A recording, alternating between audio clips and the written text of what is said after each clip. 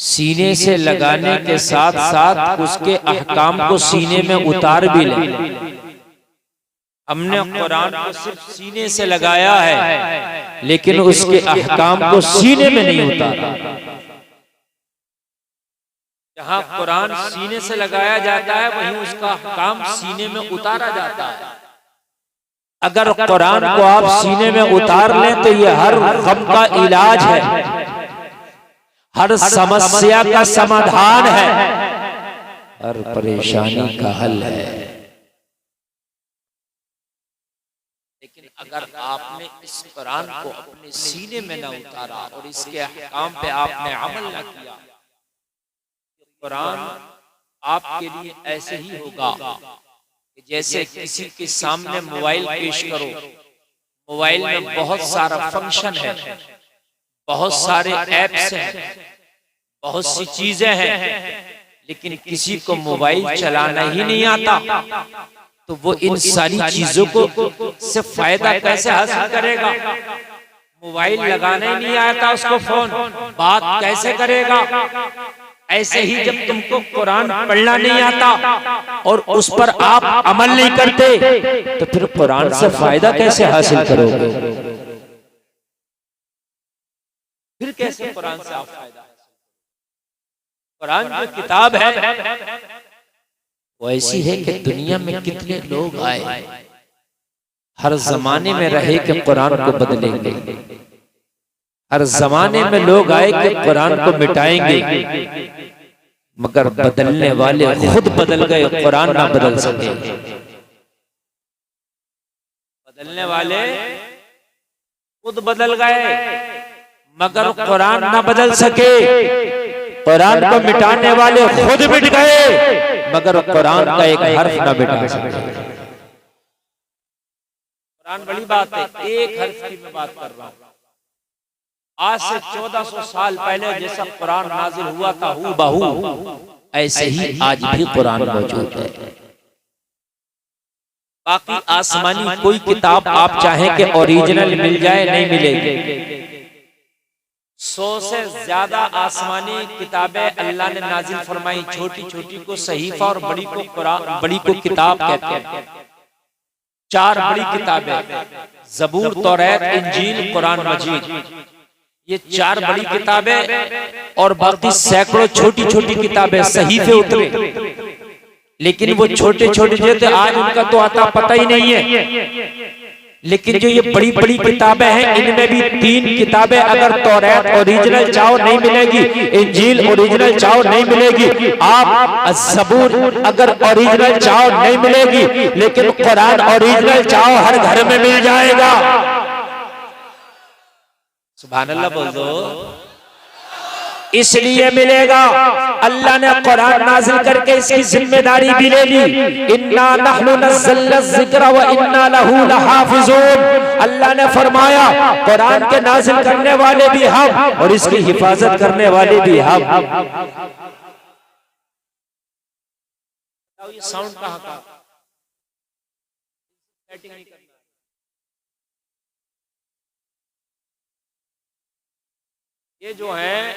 ये जो है डीजा बजाए हुए हैं, मैक चलाए हुए नहीं है।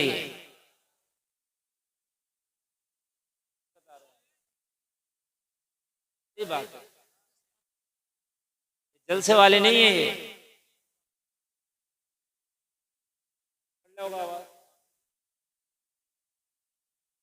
आप सुने देखो, टेंशन मतलब है, तुम्हें तो बिना मैक के भी सुना के चला जाऊंगा, आप परेशान ना हो।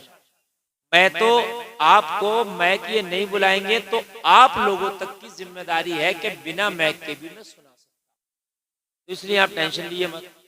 ये मैक सही बुलाएंगे तो ठीक है, नहीं बुलाएंगे तो फिर मैं बिना मैक के बोलूंगा इंशाल्लाह। ठीक है, आपको सुना के जाऊंगा। आपने बड़ी मेहनत की है, आपने अपने घरों को छोड़ा, बिस्तरों को छोड़ा, आरामों को छोड़ा और आप यहाँ आए। आपने बड़ा काम किया। मैं दुआ करता हूँ या अल्लाह इनके आने की वजह से इनको हिदायत और इहदीना सिरातल मुस्तकीम पे सबको चला दे। इसकी रिपीट बढ़ाओ ऑपरेटर साहब, रिपीट बढ़ाइए, इसका बेस कम करिए, रिपीट बढ़ाइए। वो कर रहे हैं, करने दीजिए, आप ना बोले, आप बोलेंगे वो होपलेस हो जाएंगे। मैं इनको बता रहा हूं वो करेंगे। हाँ, तवज्जो फरमाया आप। अल्लाह ने कुरान को नाजिल भी किया और क्या फरमाया कि इसकी हिफाजत करने वाले भी हम हैं। और अल्लाह ने कुरान की ऐसी हिफाजत फरमाई, ऐसी हिफाजत फरमाई कुरान की अल्लाह ने कि आज भी कितने लोग ऐसे हैं कि उन्होंने अज़्म उठाया कि कुरान बदलेंगे। नाम का एक शख्स था, उसने अज़्म उठाया कि मैं कुरान बदलूंगा। वो कुरान को तो ना बदल सका। बोलो बदल गया कि नहीं बदल गया? बदल गया। कुरान इतनी मजबूत किताब है, इतनी मजबूत किताब है कि वो अपने मानने वालों को भी नहीं बदलने देती। जैसे कुरान को जमाना नहीं मिटा पाया, ऐसे ही वो अपने मानने वालों को नहीं मिटने देती। जैसे जमाना कुरान को नहीं मिटा पाया, वो अपने मानने वालों को नहीं मिटने देती। ये कुरान के अंदर कमाल है। अगर आपको यकीन ना हो तो आप तारीख उठा उठा कर पढ़ते चले जाओ। कुरान को भी मिटाने की कोशिश की और कुरान वालों को भी मिटाने की कोशिश की, मगर जमाना ना कुरान मिटा सका ना कुरान वालों को मिटा सका। अब तो बहुत है कुरान, अब तो बहुत है मुसलमान, लेकिन दुनिया में एक वक्त वो था कि बहुत थोड़े मुसलमान थे, बहुत थोड़े मुसलमान थे। एक वक्त वो भी था दुनिया में सिर्फ 4 मुसलमान थे। कितने थे? जोर से बोले। एक दिन वो भी था कि पूरी दुनिया में सिर्फ 4 लोग कलमा पढ़ने वाले थे। सिर्फ 4। तो मैं चारों का नाम भी बताऊंगा आपको। बेटा मोबाइल कुछ अदब सीखो। मोबाइल पे मेरी तकरीबन 23,000 से ज्यादा तकरीरें हैं। आप जितना चाहो जी भर के मोबाइल में निकाल कर मुझे देखना। अब तो मैं ओरिजिनल बैठा हूं तो ओरिजिनल बात है कि नहीं? सामने आपके हूं तो अब भी आप मोबाइल में कशमकश कर रहे हो। अजीब मसला है भाई। आप मेरे बात जितना चाहो मोबाइल में सुन लेना। अब थोड़ी देर मुझे आप लाजमी तौर पर अपनी आंखों से देख के इन कानों से सुन लें। थोड़ा सा सुनने के बाद में दिल ठंडा हो जाएगा, फिर कल को मोबाइल में सुनते रहें। अदब बहुत जरूरी है मेरे भाइयों। अगर अदब नहीं हुआ ना तो अबू जहल रोजाना नबी को कई बार देखता था। एक बार नहीं, कई बार देखता। तुमने तो एक बार भी नहीं देखा। अबू जहल कई बार देखता था, लेकिन अदब नहीं था उसके। क्या नहीं था? अदब नहीं था, इसलिए वो अबू जहल होके मरा। यमन में एक नबी का आशिक रहता था, उसने कभी नबी को नहीं देखा था। नाम वैसे करनी था, मगर वो आशिकों का इमाम होकर दुनिया से गया। अदब बहुत जरूरी है। अदब बंदे को वली बना देता है। अदब बंदे को वली से गौस बना देता, कुतुब अब्दाल बना देता है। अगर अदब हो तो अबू बकर बना देता है। अगर अदब हो तो फरूक आजम बना देता है। लोगों अगर अदब हो तो फिर इमाम आजम बना देता है। नौमान को इमाम आजम बना देता है। और अगर अदब हो अहमद रजा खान को मुजद्दिद आजम बना देता है। नारे तकबीर, नारे रिसालत, मसलके आला हजरत अज़मते मुस्तफा मुफ्ती गुलकाम रजा कादरी। नारे तकबीर। एक बात बताऊं मैं आपको, सुनेंगे?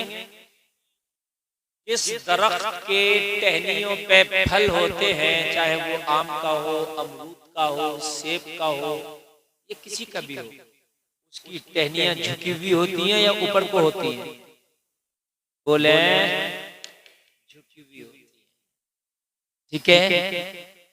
जिस शख्स के पास, जिस इंसान के पास कुछ होता है वो झुका हुआ होता है।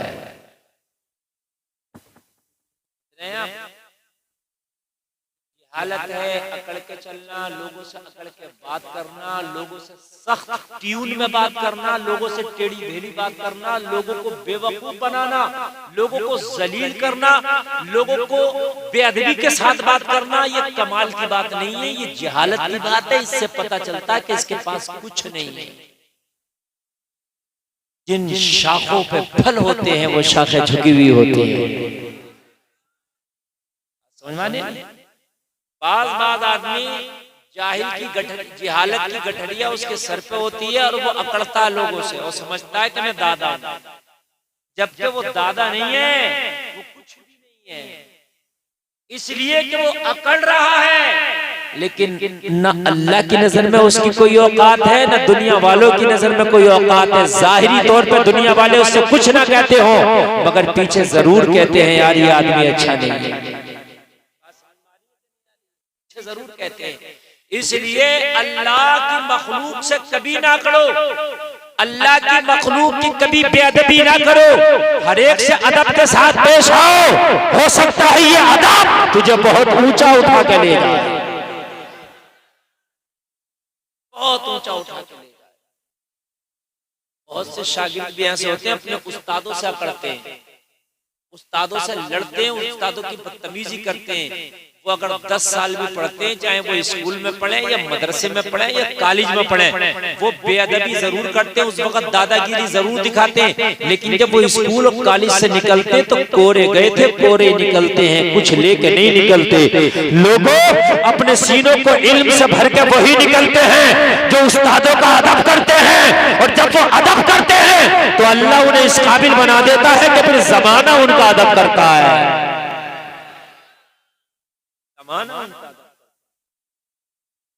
बहुत से लोगों के अंदर ये आदत है कि वो मौलवियों को भी बदतमीज बोल देते हैं। वो सोचते हैं मौलवी हमारा क्या करेगा, मौलवी तो तेरा कुछ नहीं करेगा मगर अल्लाह तेरा बहुत कुछ कर लेगा। बात समझ रहे हैं?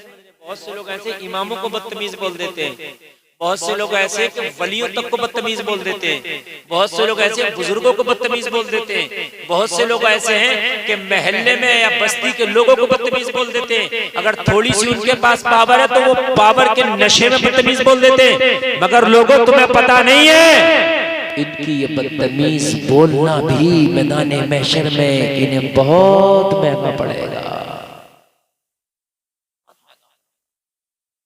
क्या पता जिसको तुमने बदतमीज बोला, किसी गरीब का तुमने दिल दुखाया, उसके दिल से आह निकल गई और वो आह बाबे इजाबत से टकरा गई।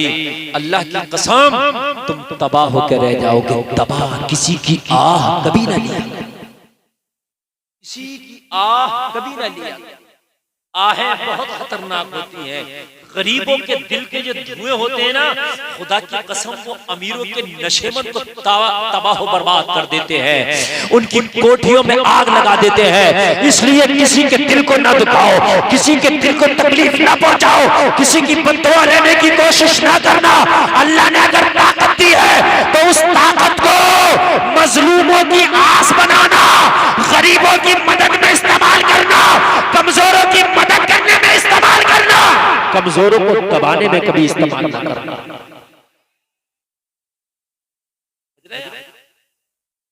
एक अल्लाह वाला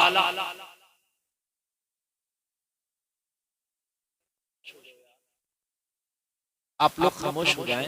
देखो अगर आप खामोश नहीं होंगे ना तो तकरीर कैसे हो पाएगी। इसलिए कि जो तकरीर चल रही मैं बड़ी मेहनत से कर रहा हूँ, मैं मेरा बिल्कुल साथ नहीं दे रहा, तो आप लोग कम से कम मेरा साथ दो ताकि मैं आपको सुना सकूं। मुझे ऐसा लग रहा है कि जो मैं तकरीर कर रहा हूँ, ऐसा लग ही नहीं रहा है कि यार मैं जो तकरीर आज कर रहा हूँ तो वो उन लोगों में कर रहा हूँ कि जो लोग तकरीर सुनने आते हैं। ऐसा लग रहा है कि तकरीर हो रही है कहीं मेले में मैं चला गया हूँ।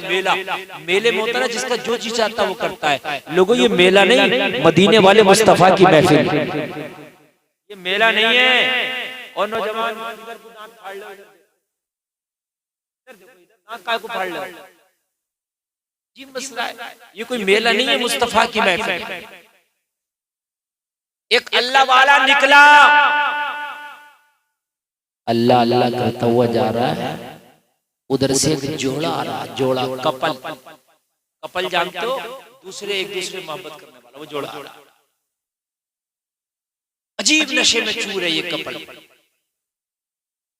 इस अल्लाह के वली के कदमों से गुबार उठा और इस कपल के कपड़ों पे जाके लग गया। लड़की ने शिकायत की अपने महबूब से, ये कौन दीवाना है, ये कौन बूढ़ा है, ये कौन पागल है, इसके उठे हुए गुबार से मेरे कपड़े गंदे हो गए। वो नशे में चूर था, उसने हाथ उठाया, अल्लाह वाले को एक थप्पड़ रसीद कर दिया। अल्लाह वाले की शान कुछ नहीं कहा उसने, थप्पड़ खाया, आगे निकल गया। आगे निकला, हलवाई अपनी दुकान में दूध कढ़ाई में गर्म कर रहा था। हलवाई ने कहा बाबा दूध पियोगे? कहा बेटा पिला दे। एक गिलास दूध उसने दिया, इसने दूध पिया, अल्लाह का शुक्र अदा किया। मौला तेरी भी क्या शान है, कभी थप्पड़ खिलाता है, कभी दूध पिलाता है, वो भी शुक्र। ये दूध पी के इधर से वापस आ रहा था, उधर से वो कपल फिर आ रहा था, मगर शान ये है कि ये अल्लाह वाला दूध पी के आ रहा था, दिल मुतमईन था। वो कपल आ रहा था जिसने चांटा मारा था, वो अजीब इत्तेफाक हुआ, ठोकर लगी, गिरा, वो हाथ ही टूट गया।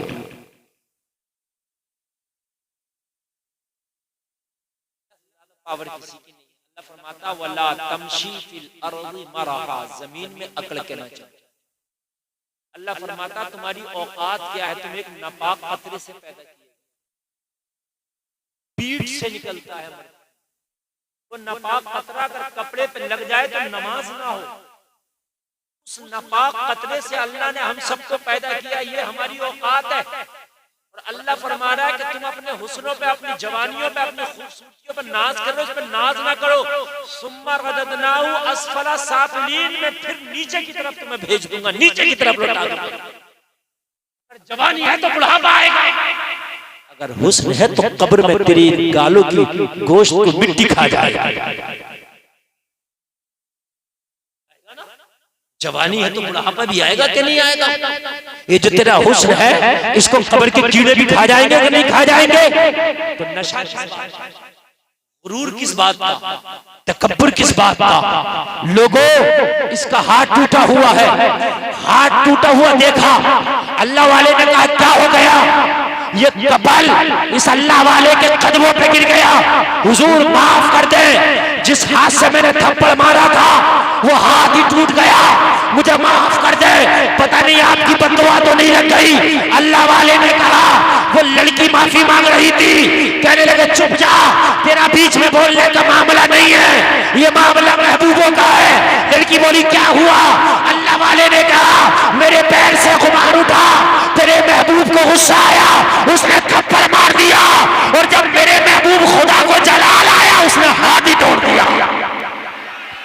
नारे तकबीर, नारे रिसालत, मसलके आला हजरत, फैज़ाने सरकारे मदीना, फैज़ाने गौसे आज़म, जिंदाबाद। ये तो मामला चाहत का है।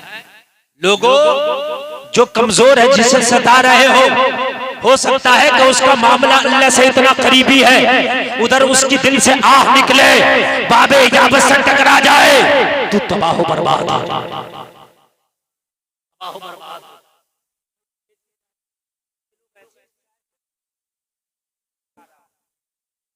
को ये पता नहीं है, ऐसे देख रहे हैं। मैं बिल्कुल आपका डिस्टर्ब नहीं चाहता, अगर आप डिस्टर्ब करते रहेंगे तकरीर नहीं करके दूंगा मैं, बिल्कुल भी, बिल्कुल आप डिस्टर्ब नहीं चाहता मैं, आप बिल्कुल बोले नहीं, बात नहीं करें आपस में। बिल्कुल आप अगर आप इस तरीके से करेंगे मैं बोल ही नहीं पाऊंगा, इसलिए मेरी जो तकरीर होती है वो आवाम से मिलजुल के होती है। आप मुझसे मिल के सुनेंगे तभी हो पाएगी, वरना मुझे कुछ याद ही नहीं आएगा। जो फरमाते जाए ठीक है, दिल को ना दुखाना।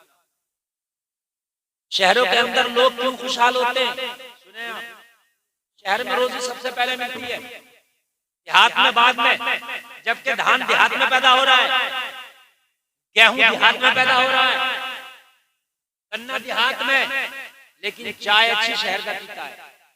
चावल देहात में लंबा शहरी खाता है, देहात में इतना लंबा चावल नहीं खाएगा, शहर में लंबा खाएगा। बता रहा हूं आपको, देहात में रोजी इतनी आला नहीं मिलती जितनी आला शहरियों को। और देहात में पहले रोजी नहीं बल्कि पहले रोजी शहर में, जबकि शहर में पैदा नहीं होती। वजह क्या है? वजह सुने, शहर में इंसान को इतना टाइम नहीं है कि वो एक दूसरे की बदी गीबत चुगली करता फिरे, उसे अपने काम से काम है। गांव में चौराहे पे बैठ के ये हिसाब लगा रहा है, ये मोटरसाइकिल से जा रहा है तो आई कहां से? सही बता रहा हूं, आई कहां से? अरे आ गई होगी, तुझे क्या टेंशन, अपना देखना। मौलाना ने ये सफेद कुर्ता पहना, बड़े मजे मार रहे हैं मौलाना। मैं ये कह रहा हूं कि तू दुनिया का हिसाब लगाने वाला होता कौन है? अरे देने वाला खुदा है, तू कौन होता है? शहर में मतलब नहीं है न शहर की औरतों को न शहर के मर्दों को। वो अगर मजदूरी भी करने जा रहा, दिन भर रक्षा चला के शाम को अपने बच्चों में आकर खाना खाकर सो जाए। शहर में बुराइयां जरूर है मगर उससे ज्यादा अच्छे काम भी होते हैं। गांव में गुंडई, दबंगई, दहशतगर्दी, चौधराहट, नंबरदारी सब गांव में चलती है। शहर में नहीं है इतना टाइम, नहीं है इतना टाइम। इसलिए लोगों, शहर के अंदर मामले ये है कि सुकून ज्यादा रहेगा। और कान खोल के सुन लीजिए, दूसरे की बुराई और गीबत करने से आदमी अपनी रोजी को कम करता है। आप किसी की गीबत और चुगली और बुराई करके किसी की रोजी को रोक नहीं सकते। अगर अल्लाह ने किसी को करोड़पति बना दिया, तू हसद कर, हसद करके मर जा, मर के जल जा, जल के तबाह हो जा, बर्बाद हो जा। तेरे हसद करने से अल्लाह उसकी रोजी में कमी नहीं करेगा।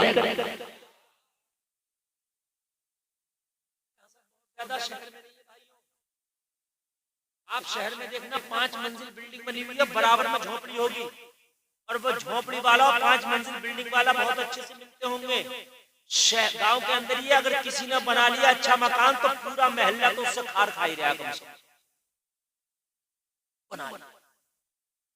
बता रहा हूं मैं, बड़ा मसला है भाई।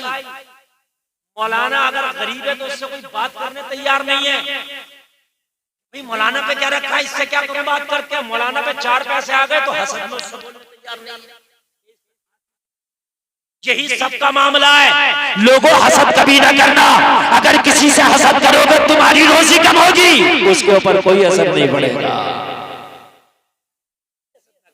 रश करना, रश, हसद नहीं, रश। या अल्लाह, तेरा क्या कुदरत है कि तूने मेरे भाई को इतना नवाजा है। मेरे मौला, अगर तूने इसे नवाजा है तो मुझे भी नवाज दे। क्या उसके खजाने में कमी है? अच्छा एक बात बताओ, उसने तुम्हारे पूरे गांव को मालदार बना दिया,